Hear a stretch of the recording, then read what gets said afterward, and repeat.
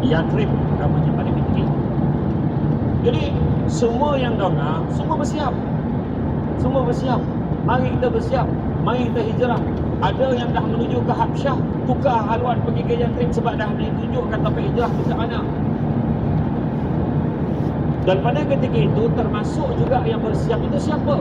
Exit left to exit 157 Jambadan Sultan Abdul Halim Muazzam Shah.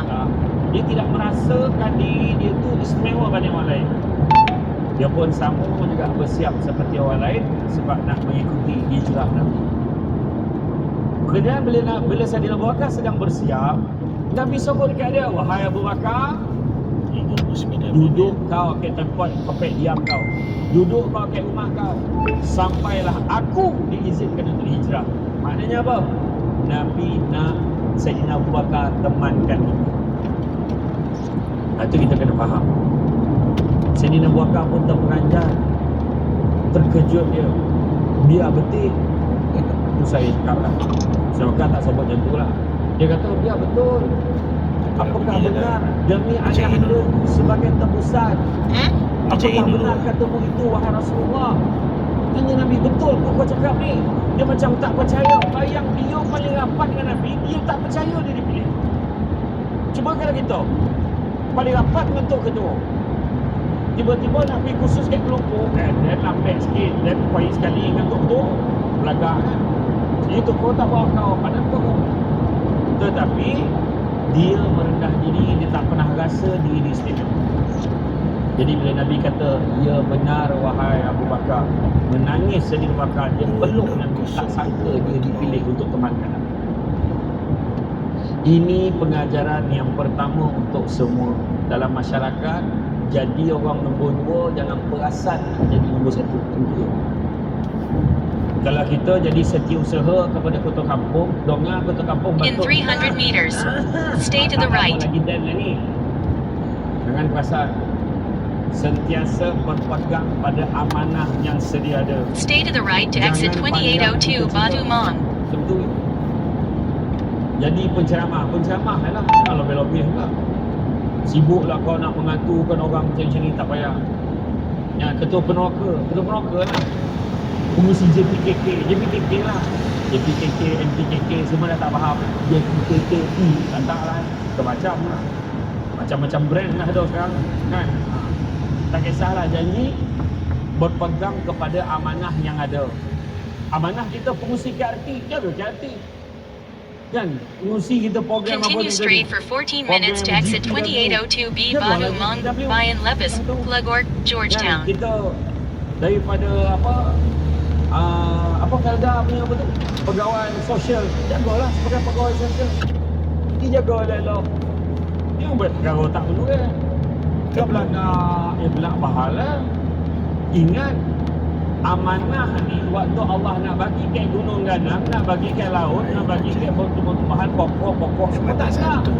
Tak nak. Kami tak bersedia. Tapi manusia juga yang sanggup. Dia kata kami boleh, manusia yang ambil.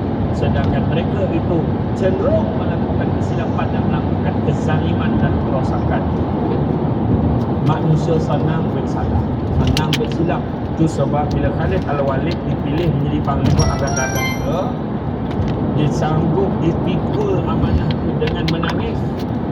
Kemudian bila Saidina Abu Bakar kata, wahai Khalid Al-Walid, cukup bagi dia ni jadi panglima, Khalid Al-Walid menangis kegembiraan. Gembira dia tak payah pegang amanah tu lagi. Tapi masyarakat kita hari ini menangis kerana tak dipilih. Masyarakat kita hari ini bergaduh nak jadi wakil rakyat.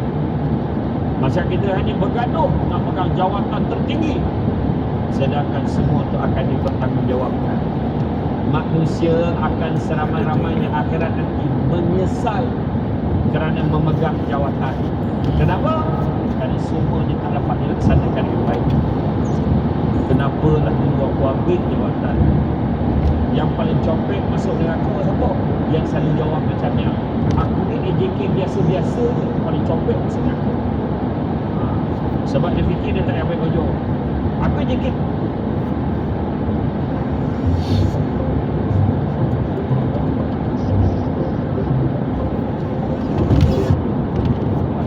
sang suami adalah puncak tertinggi untuk syurga seorang wanita. Tahu komen orang perempuan apa dalam dia tulis apa? Kalau lelaki tak akan jawab, macam mana? Apa benda tu? Aduh, tetap orang lelaki ni dah banyak dah perempuan. Tak buat hati kan? Tapi sebenarnya ramai orang perempuan tak sedar sebelum kahwin dia nak benda tu. Bila dah kahwin sebenarnya lelaki dah ada semua. Tapi kami sebagai lelaki ni nak benda. Bila lelaki buat kelakar je, orang tak ada serius kan? Bila suami romantik sikit, penyayang, nak tunjuk penyayang. Oh, ni yang baru ya? Abang ni nak mati ke apa? Dia cakap, kenapa? Awak nak apa? Dia cakap. Pesan saya pada orang perempuan ingat, jangan sampai romantik, funny, penyayang, tanggungjawab suami kita dihargai orang ketiga.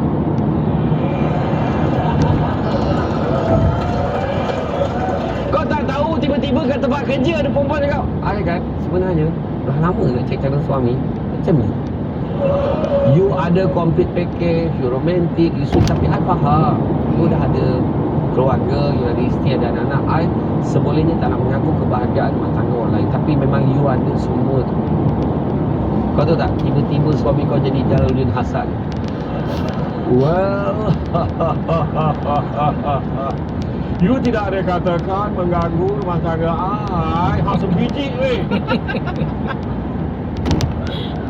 Mulai hari ni appreciate. Nampak tak? Hargai suami kita.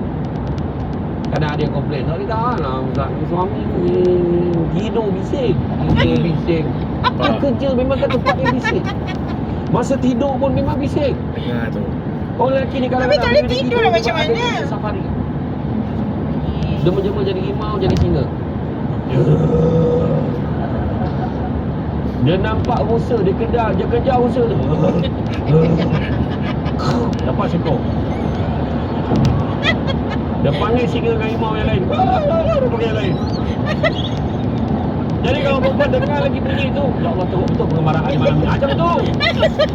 Nampak? Contoh. Kita dah buat kajian orang perempuan ni kena faham, lelaki ni kalau tidur dia ada beberapa jenis dengkur. Pertama dia bunyi mengasah gigi. Krik tajam gigi dia karang. Ada yang bunyi munyah. Ada anak-anak pula yang duduk dekat sini kan, dekat dengan pelabuhan ni semua. Ada bunyi sombong kapal pun ada.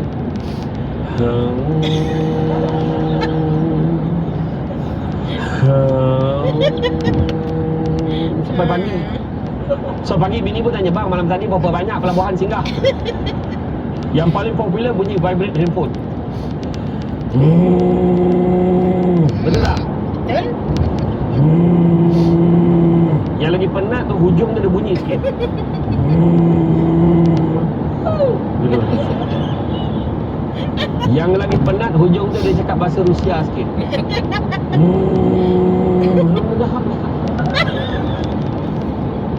Saya nak tanya perempuan, pernah tak perempuan dia tak boleh tidur, dia sampai duduk tengok suami dia? Memanglah. Pernah ke tak?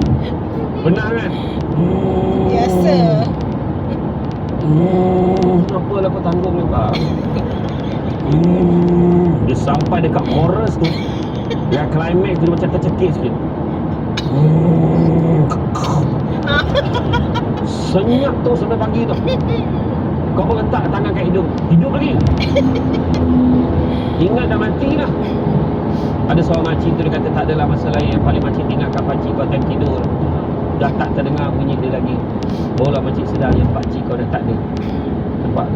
Mulai hari ni kalau suami tidur berdengkur, bagi galakan. Teruskan bang.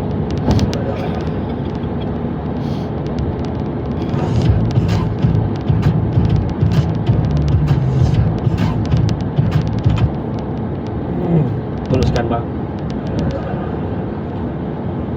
Kadang orang perempuan komplain, kita tengah tidur ni je, abang tolonglah senyap sikit, abang pusing lah.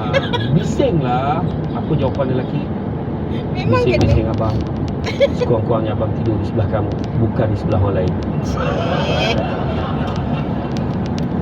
Ayat power aku bagi kau sekarang. Wah. Ya, tiba-tiba dia bawa, kenapa tak dengkur pun nanti dah risaulah bila tak dengkur. Nampak ya. Ingat tu. Jadi mak dia kata, jaga hubungan satu dengan lain, pandang hikmah ke satu perkara.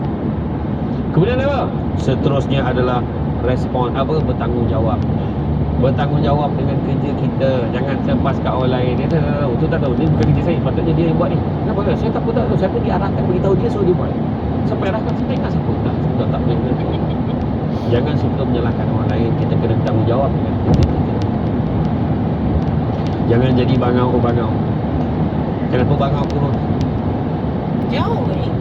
Kenapa bangau kurus? Tak, maksudnya Ikan tak timbul. Kenapa ikan tak timbul? Meter panjang dia. Panjang dua Rumput panjang sangat. Kenapa rumput panjang? Kerbau tak makan. Kenapa kerbau tak makan? Perut sakit. Kenapa perut dia sakit? Makan nasi mentah. Nasi mentah kenapa? Kayu api basah. Kayu api basah kenapa? Hujan turun kenapa? Kata panggil kenapa? Jadi pada meja pengurusan tertinggi bolehlah buat report bangga sebab mereka hafal lagi lagu. Saya saja cuba tadi beria kau jawab je. Bukan kerut, bukan depan. Tapi dalam lagu tu sebenarnya jangan menyalahkan orang, tanggungjawab. Kan, tanggungjawab. Dalam banyak-banyak binatang, dalam tu satu binatang yang paling gentleman namanya ular. Oi, puluh-puluh Tanya rasa. ular, kenapa kau nak makan katak? Ular jawab 3 kali ular sambil bermain tepat pada mata hutan. Memang makanan aku. Dan ada lagi jawapan yang audio yang hujungnya tu daripada oleh Jabatan Rakyat Negara. So what? Jadi lepas ni tentulah tanggungjawab. Kenapa tak siapkan dia? Tahu apa? Sepatutnya saya kena siapkan semalam. Saya minta maaf kan. So sekarang tu tuan sebut apa? Dia tanggungjawab. Cuba anak kita ikut pakai kita. Kenapa sokok? Ayah hisap. Kenapa sekolah sini? Mak suruh. Kenapa tak siap kerja? Dia ambil buku saya, cikgu. Kenapa kamu ambil buku dia? Dia bagi. Kamu bagi kenapa? Dia minta. Allah pening pada. Tak settle macam tu. Itulah orang lelaki lakukan selama apalagi kalau bergaduh dengan isteri. Ingat kalian lelaki ada bergaduh dengan isteri, kamu tidak selayaknya membuat perkataan pengorbanan. Tak boleh. Yang layak berkorban kuat. Saya dah banyak berkorban untuk keluarga ni. Saya buat itu, saya buat ini. Kau tahu tak? Saya lahirkan anak aku apa? Besar tak apa? Berbanyak yang saya buat. Ni dalam motor Tapi ni. apa pergi kerja tu, apa berkorban juga? Tanggungjawab. Nampak dah cakap dah tak boleh. Kita tak boleh korban je tak boleh. Tanggungjawab je. Faham tak? Tapi orang perempuan saya pesan, pahala you all banyak sangat. You all senang masuk syurga tau. Tapi jangan mengungkit malaikat padam. Saya masak hari-hari untuk apa? Malaikat padam pahala masak hari-hari. Saya lahirkan 7 anak tau. Bayangkan pahala beranak 7 orang habis. Itu yang muflis tu. Tengok orang lelaki. Mana dia ungkit? Sebab dia tak tahu nak ungkit apa. Apa pula aku nak ungkit ni? Diam je lah. Macam tak ada rasa je aku. Macam tu lah. Kemudian respon positif. Nampak tiba-tiba ada pengumuman daripada In 1.5 kilometers, stay to the right to exit 2802B Batu Mong, Bayan Lepas, Legor, Georgetown. Ada tak yang marah? Sudah lah. Bisahkan orang. Tak nak fikir kita marah tak boleh. Yang seorang muda buat dah dekat dalam bengkel. Seorang tu pula, kita pun baca balik. Kalau nak bersara sila abaikan notis. Mana ada? Semua kena buat. Nampak tak? Sebenarnya kita kena positif. Ingat tak kisah 3 ekor katak jatuh ke dalam perigi? 3 ekor katak jatuh dalam perigi. Katak nak keluar dari perigi tu. Ada seekor katak dekat atas tu. Katak pernah melompat. Katak-katak jangan tinggi ni. Mati kau nanti. Jangan. Mati kau nanti. Jatuh katak pertama. Mati. Katak kedua pula cuba lompat. Jangan tinggi ni. Jangan tinggi. Stay to the right to exit 2802B Batu Mong, Bayan Lepas, Legor, Georgetown. Ya Allah, tinggi jangan. Akhirnya katak ketiga berjaya keluar daripada perigi tu. Sebab apa? Sebab katak tu pekak. Katak tu tak dengar pun dia cakap tinggi. Dia positifkan diri dia. Dia ingat bila macam ni tu, jangan tinggi. Tapi dia tak dengar. Dia nampak macam ni je. Dia ingat apa? Tinggi lagi. Dia ingat macam tu. Jadi berjaya lepas keluar. So sentiasa positif. Faham? Saya dulu pernah ada seorang saya buat eksperimen masa kat sekolah dulu. In Kawan 300 dia, meters, badan dia besar betul. stay to the right. Kita orang pakat 10 orang tu cakap dia kurus pada masa yang berbeza. Orang pertama, kenapa kurus ah?